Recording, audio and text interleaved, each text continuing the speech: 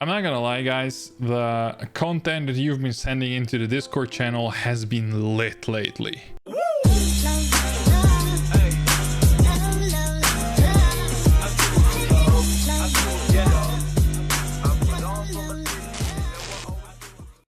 I mean, look at all of this. All kinds of submissions. Wow. Like, really, wow. I can't say that I can use all of them in my videos because some of them are way too long or just way off topic for me to make a video about. I did select a couple of them which I want to continue on making videos about. So thank you for sending it in. If you want to have have a shot of your video being featured in one of my videos, please join the Discord channel. The link is in the description down below. Go to your submissions tab and send in your video. I've selected one of the videos which is currently a hot topic because of the political situation in Bosnia, which isn't the best, to be honest. It is, should Bosnia and Herzegovina break up?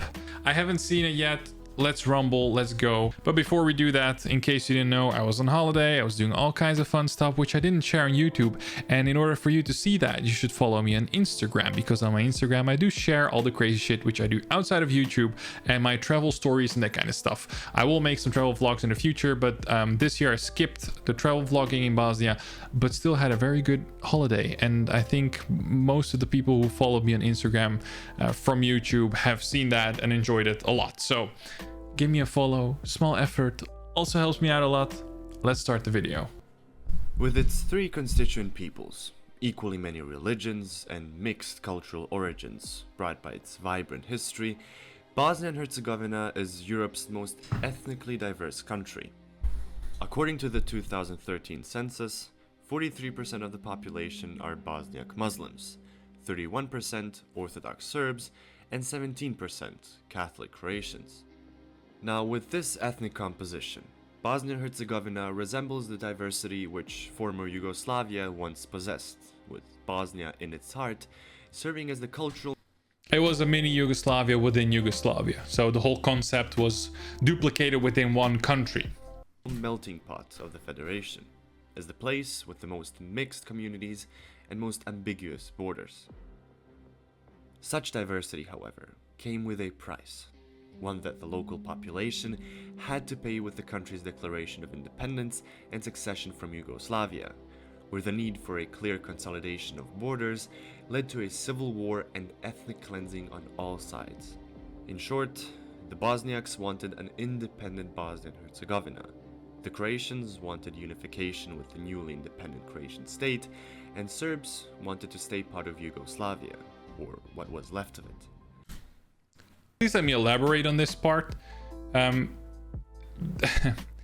Croatian and the Serbs wanted to, there was a large part of Croatians who wanted to, have the Croatian part, or the part of Bosnia and Herzegovina where mostly ethnic Croatians live, be a part of Croatia.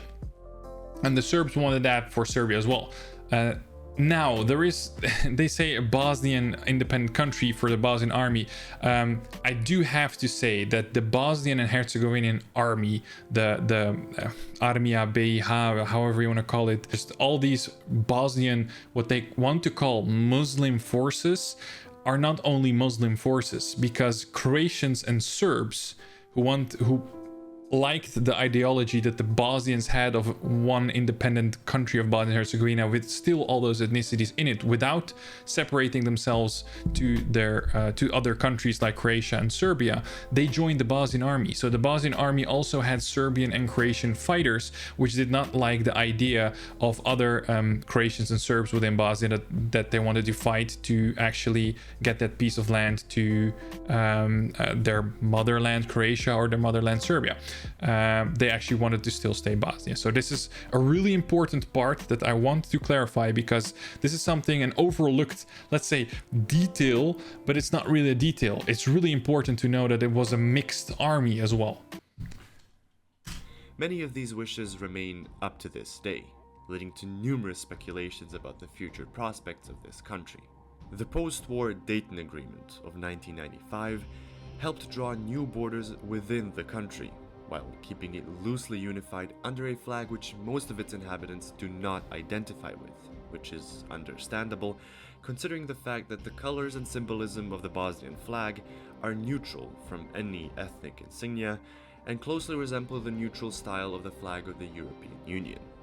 If you were to ask either of the three constituent peoples which flag they would prefer, these would be the answers you'd get, none of which vouch for unity or a common state. Yeah, don't know if I... This is kind of vague. Yeah, you need numbers and statistics for this to actually be more accurate, so this cannot be accurate without real numbers. I do know what he's going for, and I do agree that there's a lot of people who don't recognize the current flag, but I also do know that a lot, especially younger people, do recognize the flag. So to put this into one way is kind of dangerous without real numbers and statistics, but from experiences I can understand why he's mentioning it in the video. And yes, looking at the political state of the country, I understand why he's concluding that, but I would be more careful on concluding that. The political and administrative division of the country was settled with a dual system of so-called entities. Yeah. Long story short, you can agree or disagree with me. The part of Republika Srpska is a part where, let's say, a lot of ethnic Serbs live, also prior to the war. I don't know if that is exactly this map, because prior to the war there wasn't really a accurate mapping on Serbian and Croatian and that kind of stuff, inhabitants within Bosnia-Herzegovina. But I think it is safe to say that it is currently a larger part than it used to be within Bosnia-Herzegovina. This is due to the war, of course. One thing which I don't agree with or disagree with is that there are three ethnicities within the country. From which the larger part, Croatian and Bosnians, they are in the federation. They have a higher percentage of people within Bosnia-Herzegovina. And then, so there's three people living in the country, three people groups, three ethnicities.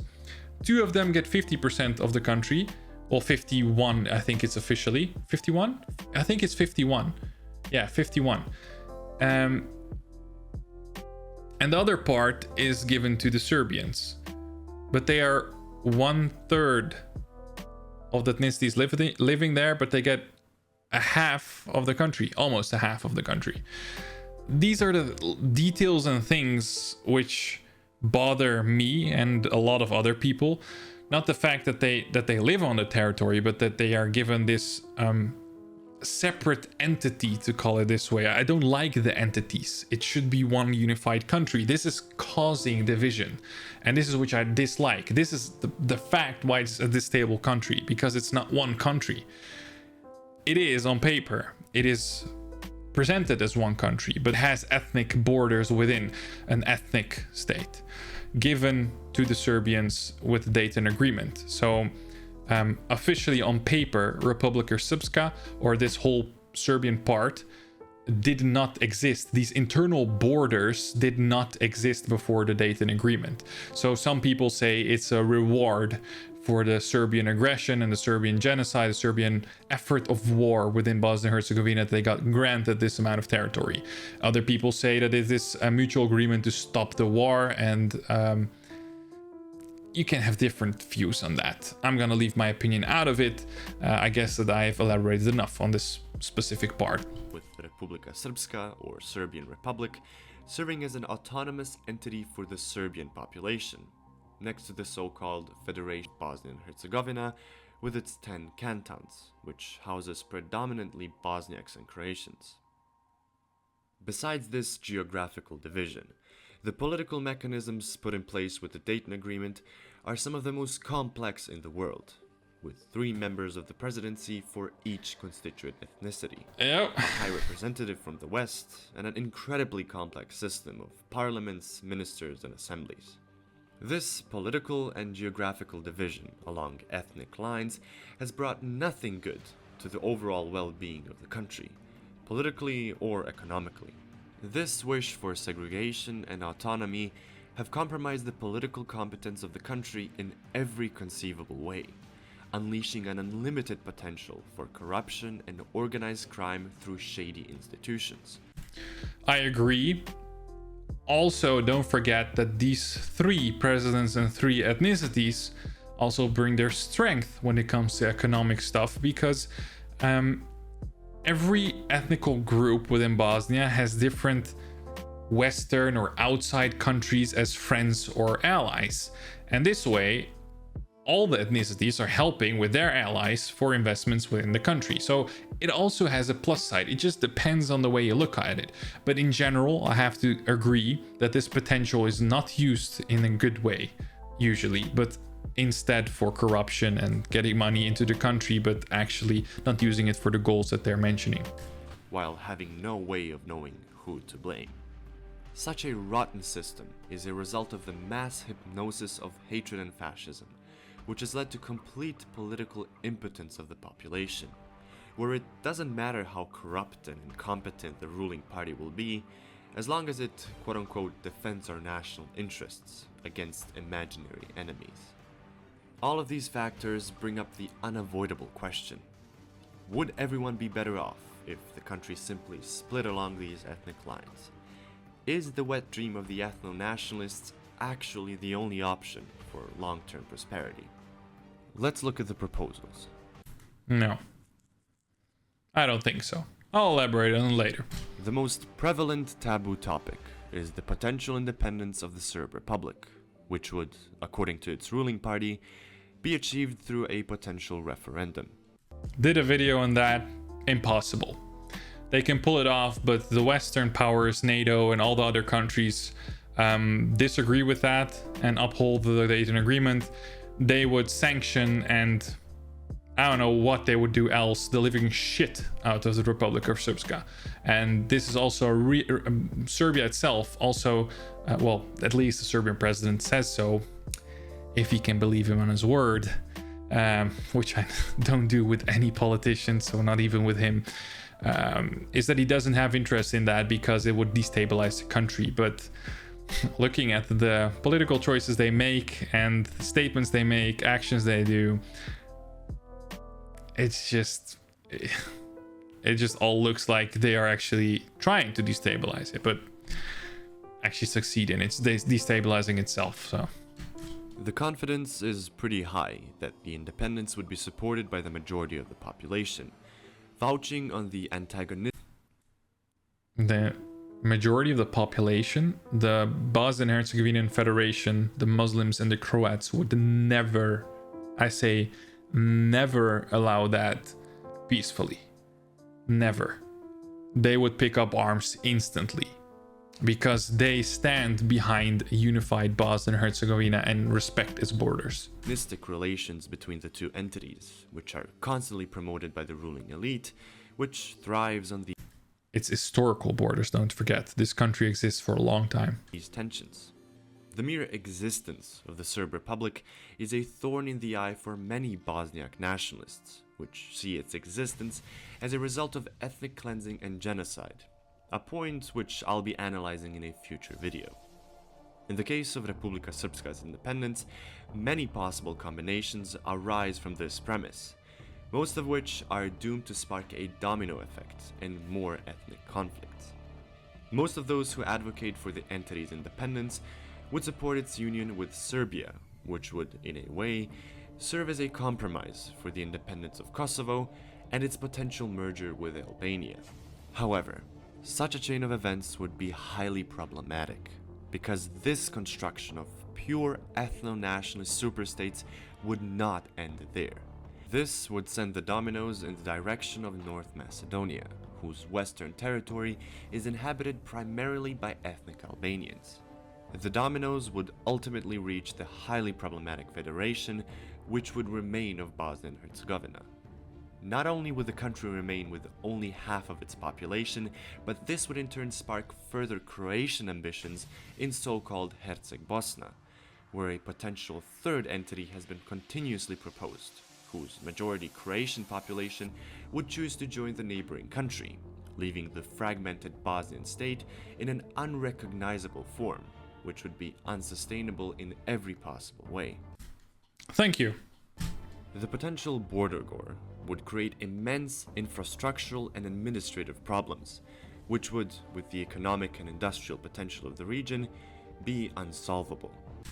I completely agree. If this shit goes through, everything goes to shit. This domino effect is literally, there's just, if one country falls, the rest will fall, because all these countries have ethnic conflicts, which they can solve by being normal, educated, and calm the fuck down and not brainwashed with bullshit propaganda and historical wars. Regardless of which of these scenarios end up playing out, none of them would actually benefit the population of the country, nor would it help stabilize the region or bring prosperity to. This picture is like the perfect formula for the start of World War III. Anyone. The only goal it would achieve would be a final act of ethno-nationalist segregation and division, a resume button on the horrors of the civil war from 25 years ago. The current narrative, pushed from all three sides, is only a way of convincing the population that the main source of their suffering are their malevolent neighbors, while the ruling elite continue with their well-established corrupt practices. Yep, completely agree. So, I'll conclude this video with a proposal, one that is quite controversial and should hopefully serve as food for thought for those who are convinced that further division is the only option. Not convinced, but go ahead. The only way for Bosnia-Herzegovina to have a prosperous future, politically, economically, and socially, is for it to stay unified with no internal divisions, except perhaps administrative units like cantons, which are not based on ethnic lines. Whereas the Serb Republic is a symbol of national awareness and struggle to maintain sovereignty, the dual system and all of its merits are damaging to all three sides. What's the use of a different flag and national anthem if people are leaving the country in a massive exodus and hesitant of having children because they can't afford a normal life with a €400 average salary? What is the point of national awareness when crime, nepotism, corruption, and partocracy are the undeniable merits of the system which was built upon these values of autonomy and division? The only rational way to develop this country, grow its infrastructure, industry, and economic well-being, and cleanse it of corruption and nepotism is through cooperation, leaving behind the horrors of the goddamn past and shaking hands in the name of a common interest, to spite the warmongering elite which thrives on our stupidity. Until we realize this and leave primitive daydreams of a great Serbia, great Croatia, or Islamic Bosnia in the past, we will suffer. And those who have no other option but look at the endless convoys of tens of thousands of young, competent, educated people moving to Germany and Austria in the search for a better life will suffer the most, waving their beloved flags with empty pockets on empty streets. Give this man a fucking trophy. His channel is called Serbian Mapping as far as I know, and I've reacted to videos of him before. I fucking love this. This is one of the best statements I've ever heard in my life, and this is also something I completely stand behind. So especially when it comes to the unified country without ethnic borders, not just to hurt the Serbians or take it away. No, it's for like a common fucking sense. If you use that, you'll see that it's for a common purpose, for all the people. For all the people. The only ones benefiting from this system are the people currently running presidencies. Oh my god. This is it. This is something I said like way back in my videos. Get rid of it, unify the people, reorganize, and leave the fucking past in the past. Search for a common goal and not for divisions. And I agree, all those people are leaving the country. People don't give a fuck anymore.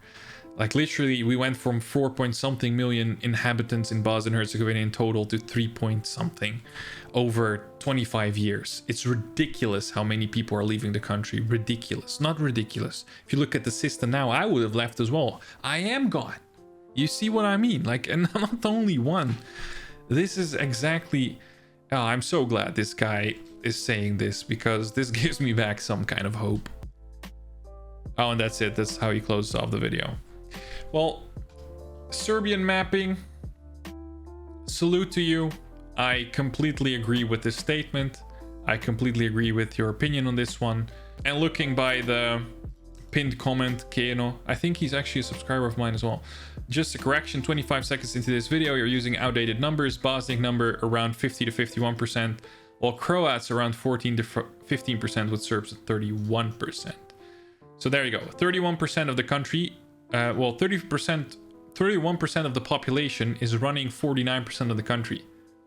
Doesn't make any sense, does it? But yes, I never saw footage played at the end of this video. Should have watched my video as well, mother. No, just kidding. It made me quite sad. Yes, many people commented at this on that part of the video, in my video as well. And it's still sad. I know how it goes, and it just instantly makes me sad as well, because it is really sad. This is a piece of video that actually just shows how beautiful it is when people actually can live beside each other without trying to kill each other all the time. Great video. Thank you for sending it in. Thank you, Serbia Mapping, for making this video as well. I agree with you. If you ever want to collaborate on some kind of video in the future, hit me up. I hope you guys liked the video as well. Well, I guess you did, since you guys sent it in the Discord channel. I wish you a lovely day, and I see you guys in the next video. Ciao. Perfect.